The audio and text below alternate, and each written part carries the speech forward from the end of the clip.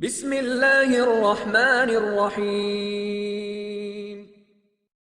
ارے بتاتے ہیں نا بیٹا، دیکھو وہ کچھوے اور خرگوش کا واقعہ نہیں سناتے کہ چستی کے کتنے فائدے اور استقامت کے کتنے فائدے۔ پہلے یہ واقعہ بہت سنایا جاتا تھا۔ دیکھو استقامت سے بچوں کوئی کام کرو پابندی کے ساتھ تو جیت تمہاری ہے، اور اگر جلد بازی میں کیا لیکن پابندی سے نہیں کیا تو ہار جاؤ گے۔ اس کے لیے موٹیویٹ کرنے کے لیے والدین بچوں کو کیا سناتے ہیں؟ ایک دفعہ کا ذکر ہے سناتے تھے، اب تو ڈرامے کے علاوہ اب تو وہ موبائل پکڑا دیے، وہ بچہ وہ پتہ نہیں ڈوریمون اور کون سے کارٹون وارٹون دیکھ رہے ہیں۔ ونس اپون اے ٹائم والدین اپنے بچوں کو یہ سنایا کرتے تھے کہ دیکھو ایک تھا کچھوا اور ایک تھا، ہم نے بھی سنی ہے بچپن میں یہ کہانی، ایک کیا تھا؟ خرگوش۔ دونوں کی ریس ہوگی تو کون جیتے گا؟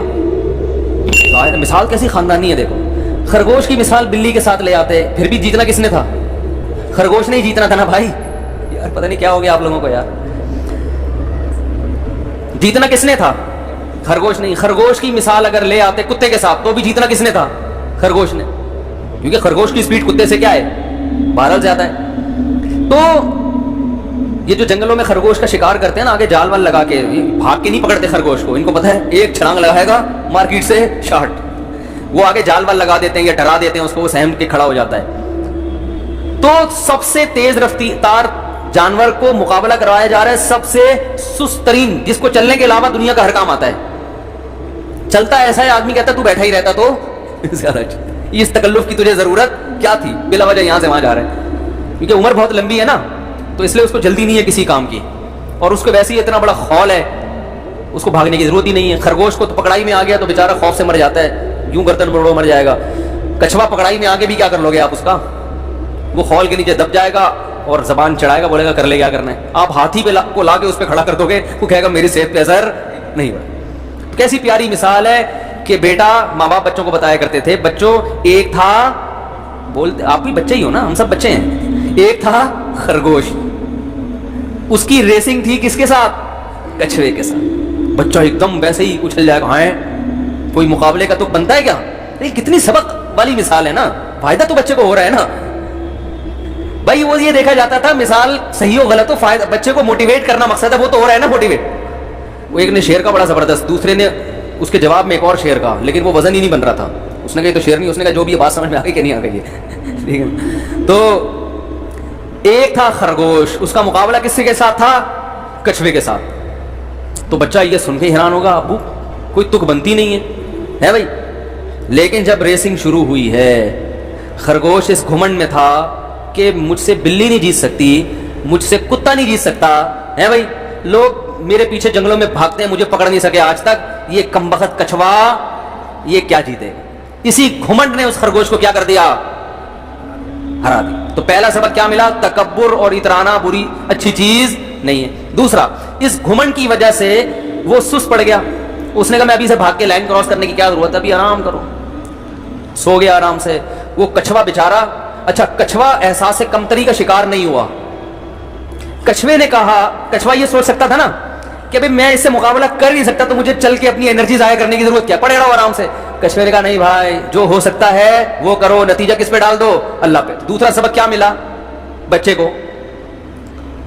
کہ بھائی جو آپ سے ہو سکتا ہے وہ کرو، نتیجہ کس پہ ڈال دو؟ اللہ پہ۔ جو آپ سے ہو سکتا ہے وہ کرو، پھر اللہ سے دعا مانگو تو قبول ہوتی ہے۔ یہ بھی ایک سبق ملا۔ پھر کچھوے نے ہمت نہیں ہاری، چلنا شروع ہوا، بھاگ رہا ہے، وہ بیچارہ کتنا بھاگے گا، اور خرگوش کیا کر رہا ہے؟ کبھی آرام کر رہا ہے، تھوڑا سا آگے چل کے کبھی جھاڑیوں میں کلا بازیاں کھا رہا ہے، کبھی بل بنا رہا ہے، کبھی جو ہے نا شادی کی فکر میں لگا ہوا ہے مختلف چیزوں میں لگا ہوا ہے، اور کچھوا بالآخر سلولی چلتے چلتے بالآخر لائن کو کراس کر جائے۔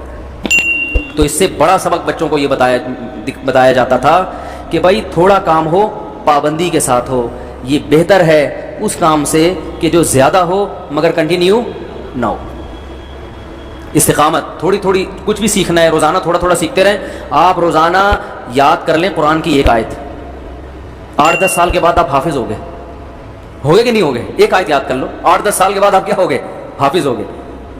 آپ روزانہ ایک شعر یاد کر لو، ایک شعر صرف، 5-6 سال کے بعد آپ خود بہت بڑے شاعر بن چکے ہوگے، بہت بڑے، اردو زبان پہ آپ کو ایسا عبور ہوگا کہ مرزا غالب کے خاندان کے لگو گے آپ، عبداللہ ابن المبارک رحمہ اللہ تعالی بہت بڑے محدث تھے, امام ابو حنیفہ کے شاگرد تھے اور بڑے محدث اور فقیہ, پوری دنیا میں ان کا بڑے احترام سے نام لیا جاتا ہے.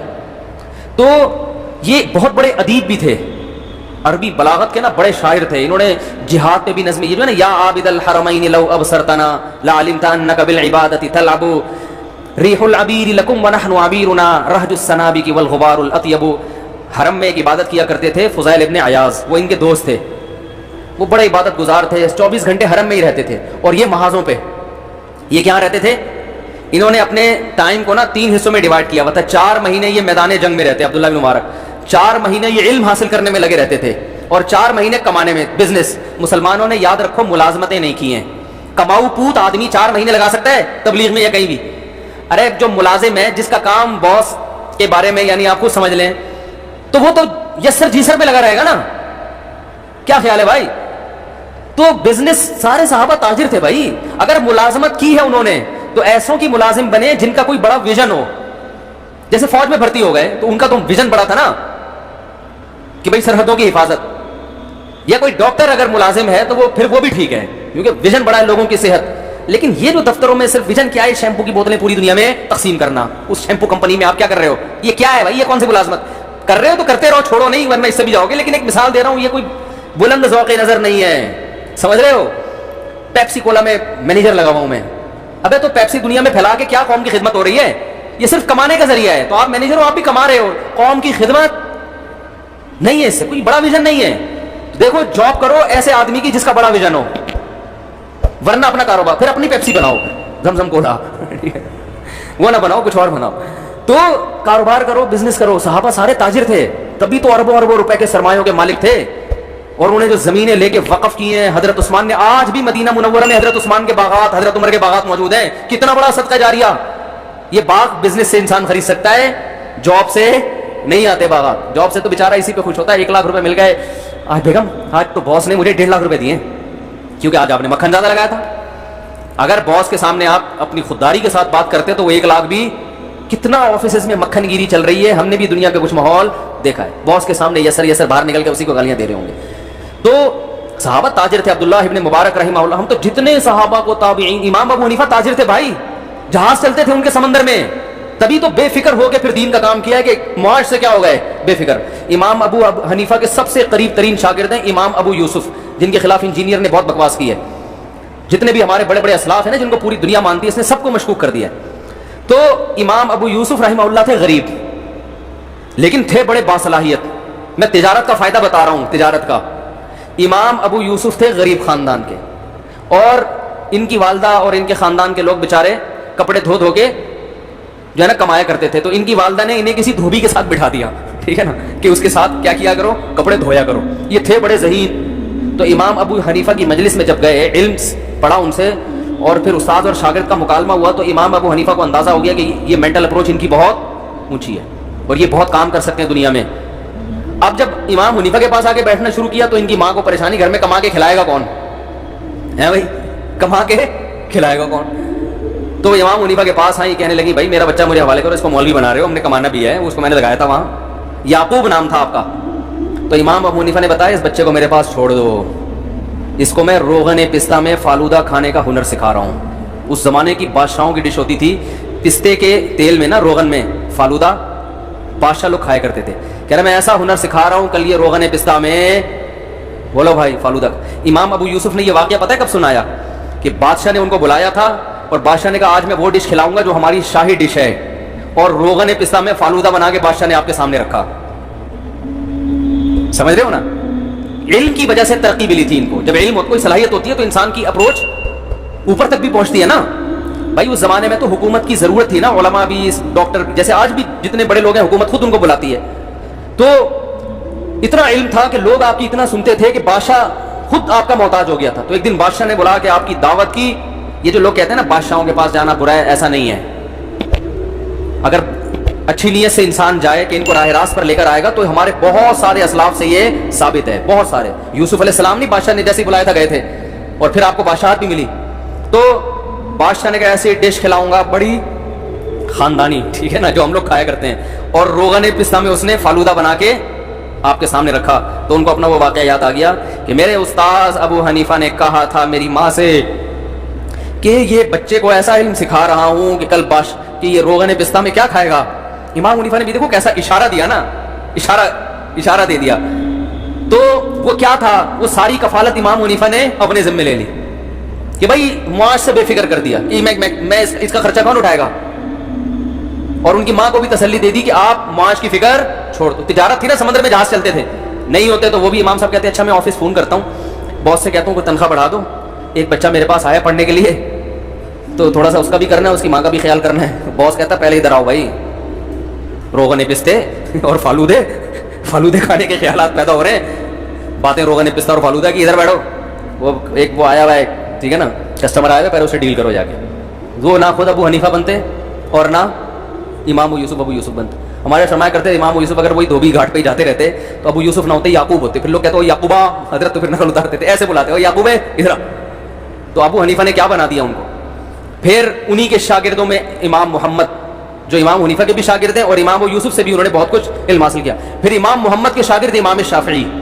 امام شافعی کہتے ہیں کہ اگر محمد نہ ہوتے, امام محمد جو ابو حنیفہ کے شاگرد ہیں, کنتو کسائر الناس, ایک عام آدمی ہوتا. تو امام ابو حنیفہ کا امام شافعی پر بھی احسان ہے. امام شافعی کو شافعی بنانے والے کون ہیں؟ ابو حنیفہ, اس لیے کہ انہوں نے امام محمد کو تیار کیا, اور امام محمد نے کس کو؟ امام شافعی کو. کہتے ہیں میں نے اونٹ کا بوجھ ہے نا, اتنی کتابیں میں نے امام محمد سے پڑھی ہیں.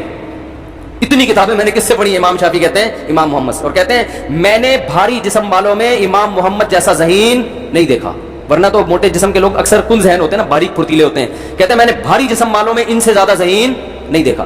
تو یہ تجارت کی برکت تھی کہ کہاں تک اثرات گئے ہیں. تو میں بات کیا کر رہا تھا, جلدی بتاؤ, جلدی سے بات کو سمیٹ کے ختم کروں میں. کہاں یہ تجارت پہ کہاں سے آ گیا؟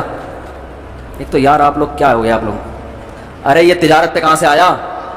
باغ والوں کا تو تھا یار. یہ خاص بات چل رہی تھی جس پہ میں یہاں آیا ہوں. عبداللہ ابن مبارک کی بات چل رہی تھی, جزاک اللہ. تو عبداللہ ابن مبارک رحمہ اللہ تعالی 4 مہینے پیسہ کماتے تھے تجارت کے ذریعے. وہ اتنا بزنس ہو جاتا تھا کہ باقی 8 مہینے گھر میں راشن ڈال دیا. 4 مہینے صرف علم حاصل کرتے تھے, ٹھیک ہے نا, مزید اپنے آپ کو نکھارنے کے لیے, اور 4 مہینے بارڈر پہ لڑائیوں میں, جنگوں میں. تو انہوں نے شعر لکھ کے بھیجا امام حرم کو, جو عابد الحرمین تھے. حرم کے امام تو نہیں تھے, حرم میں 24 گھنٹے رہتے تھے. یا عابد الحرمین لو ابصرتنا لعلمت انک بالعبادۃ تلعب. اے حرمین میں بیٹھ کے عبادت کرنے والے, اگر تو ہماری زندگی کو دیکھ لے تو تجھے لگے گا کہ تیری عبادت ایک کھیل ہے, ہمارے مقابلے میں وہ کیا ہے؟ کھیل ہے. اور من کان یخضب خطہ بدموعہ فنحورنا بدمائنا تتخضب. تمہیں فخر ہے اس پر کہ تم اللہ کے خوف سے رو کر اپنے رخساروں کو آنسوؤں سے بھگوتے ہو, اور ہم اپنے رخساروں کو خون سے تر کرتے ہیں. مجاہد کی تو زندگی ہوتی ہے بھائی. اس لیے میں کہتا ہوں یہ جو بارڈر پہ ہمارے فوجی ہیں نا, ان کو برا بلا مت کہا کرو, یہ بھی بڑی قربانیاں دے رہے ہیں. ہر چیز آپ کے سامنے آتی نہیں ہے, اور جو ہمارے مجاہدین ہیں, جو بھی ہیں, جو بھی اللہ کی راہ میں لڑ رہا ہے کسی بھی عنوان سے, اس کا اللہ کے ہاں اس کا چھوٹا مقام نہیں ہے. اللہ نے خود قرآن میں کہہ دیا کہ جو بیٹھنے والے ہیں وہ لڑنے والوں کے برابر ہو ہی نہیں سکتے. لا يستوي القاعدون من المؤمنين غير اولي الضرر, کہ جو بغیر کسی عذر کے پیچھے بیٹھے ہوئے ہیں اور جو آگے لڑ رہے ہیں, اللہ کے ہاں دونوں برابر ہو ہی. بھائی ایک آنسو بہا رہا ہے اور ایک خون بہا رہا ہے, تو کیسے دونوں برابر ہو سکتے ہیں؟ تو اب یہ جو عبداللہ مبارک تھے, انہوں نے شاعری لکھی. تو جیسے ہی فضیل ابن عیاض کے پاس گئی, وہ خط آنکھوں پہ لے کے روتے رہے اور کہنے تم نے سچ کہا. تو یہ جو بلاغت ہوتی ہے نا کلام میں, یہ عبداللہ بن مبارک میں پیدا کیسے ہوئی؟ عبداللہ بن مبارک نے امام ابو حنیفہ کی شان میں بھی پورا قصیدہ لکھا ہے, ان کی شان میں بھی قصیدہ لکھا ہے. تو یہ بلاغت کیسے پیدا ہوئی ان میں؟ کیوں؟ وہی بات کچھوے اور خرگوش کی مثال ایسے پیدا ہوئی کہ اب اتنا ٹائم تو نہیں تھا نا کہ باقاعدہ شاعر بنانے کے لیے ابا بٹھا دیتے کسی سینٹر میں کہ اس کو شاعر بناؤ, تو باقی چیزیں تو نہیں بنتے پھر وہ, اور صرف شاعری بن جائے آدمی, بیچارے کا حال کیا ہوتا ہے. تو ان کو کیا کہا ان کے والد نے کہ بیٹا ایک شعر یاد کرو گے 1 درہم ملے گا. چھوٹے بچوں کو تو پیسوں میں لالچ ہوتی ہے نا, تو وہ کہتے ہیں میں اتنے درہم کی ایک لالچ میں نا, بچوں کو جیسے ہوتی ہے درہم کی لالچ میں, روزانہ اشعار یاد کرتے کرتے اتنے اشعار یاد کر لیے کہ خود کیا بن گئے؟ شاعر بن گئے. تو یہ ہے کنٹینیو, روزانہ یاد کرتے کرتے کرتے کیا بن گئے؟ تو آپ بھی اردو کا روزانہ شعر یاد کر لیا کرو, تو روزانہ تھوڑا تھوڑا یاد کرتے کرتے کرتے کرتے کرتے آپ کیا بن جاؤ گے؟ شاعر بن جاؤ. کلام میں قدرت حاصل ہو جائے گی، آپ کو زبان پہ قدرت حاصل ہو جائے گی. سمجھتے ہو گے نہیں سمجھتے؟ آج بولنا کیا چاہتا ہے، منہ سے نکل کچھ اور رہا. آدمی کہتا ہے بھائی تو جو بولنا چاہ رہا ہے پہلے خود سمجھ رہا ہے کہ کیا بول رہا ہے. یہی تو پرابلم ہے، یہی تو قیامت ہے کہ بولتے کچھ ہیں نکلتا. اچھا محترم کی اردو بڑی خاندانی ہے، یہ جن کی قیامت ہے نا، اور کچھ ہونا اردو ٹائٹ ہے. یہ بتا رہا ہوں اردو پہ کنٹرول بہت ہے. تو باقی چیزوں کا میں نہیں کہہ رہا اردو خاندانی ہے. تو ایک ملفوظ رہ گیا تو پھر زندہ ہو کے آ گیا، اس کا موقع تلاش کر رہا ہوں. وہ ایک ولید نہیں، موٹا سا لڑکا یہاں پہ، وہ جس دن مجھے نظر آیا نا تو پھر میں اسے کہوں گا تو پھر آ گیا جوان. کیا ہے وہ ملفوظ، کیا پورا آ گیا تو جوان ہو کے، اس کا میں انتظار کر رہا ہوں. وہ ولید نہیں ہمارا جو بڑا خدمت گزار موٹا سا لڑکا تھا یہاں، وہ پتہ نہیں اتنے دیر سے غائب ہے. تو میں انتظار کر رہا ہوں جس دن وہ نظر آیا تو میں کہوں گا آ گیا تو جوان ہو کے. یہ والا ملفوظ رہ گیا، باقی سارے نمٹا دیے ہم نے الحمدللہ. ایسے ہی ہے نا، باقی سارے نمٹ گئے نا. تو خیر کیا بات چل رہی تھی؟ ہاں تو وہ عبداللہ بن مبارک نے جیسے روزانہ تھوڑا تھوڑا نا، تو کچھوے اور خرگوش کی مثال سے یہ سمجھایا جاتا تھا کہ جو کنٹینیو جو کام ہوتا ہے بے شک تھوڑا ہو، اس کا فائدہ زیادہ ہوتا ہے جذبات سے. جذباتی لوگ کبھی بھی